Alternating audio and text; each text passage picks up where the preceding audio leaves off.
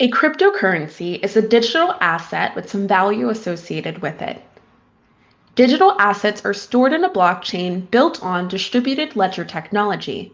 A cryptocurrency is a digital asset with some value associated with it. Digital assets are stored in a blockchain built on distributed ledger technology. The blockchain uses cryptography to secure transactions and ownership records. Cryptocurrencies were the real big first use case with blockchain. They were designed to solve some of the problems with traditional currency, like cash and credit based systems that we're familiar with.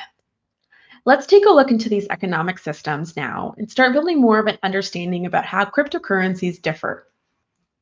Traditional currency, like cash, is referred to as fiat money. Fiat money is a government issued currency that isn't backed by a commodity such as gold. Fiat money gives banks control over the economy because they can control how much money is printed. One problem with fiat money is that governments can print too much of it, which results in hyperinflation. On the other hand, cash allows anonymity and fast offline processing, which is a really nice benefit. And you can only spend how much cash currency that you have. With fiat money, there are three questions that you have to ask. How is it dispensed? How do we give it a value? And how do we use it? These are the same three questions that we have to ask with any kind of economic system. Alternatives to cash-based systems are credit-based systems. Credit involves risk, but no resource allocation problems.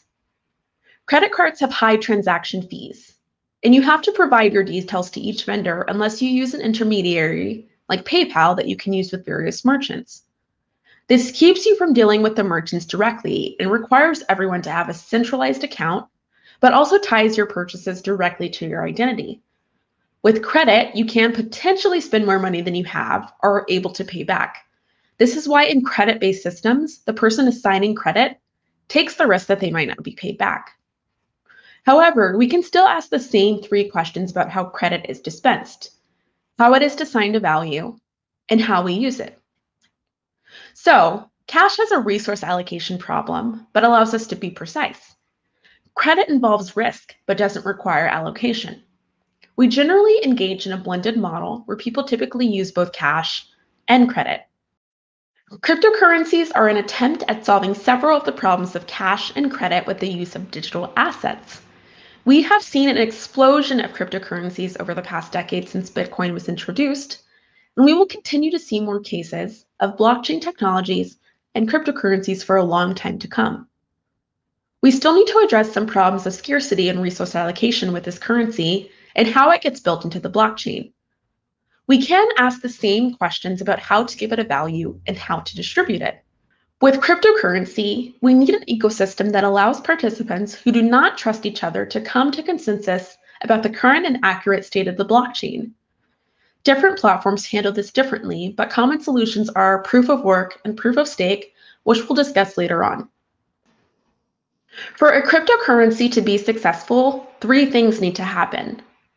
First, people must believe that the coins are valuable and likely to hold their value. Then they must agree what the rules are and how to enforce and verify them. Third, they must be able to verify the state of the blockchain from the beginning of its operation of time to guarantee that no one is changing the rules. This is why there have been hundreds of cryptocurrencies, but only a handful that really stand out, because there is consensus about the rules, value, and history.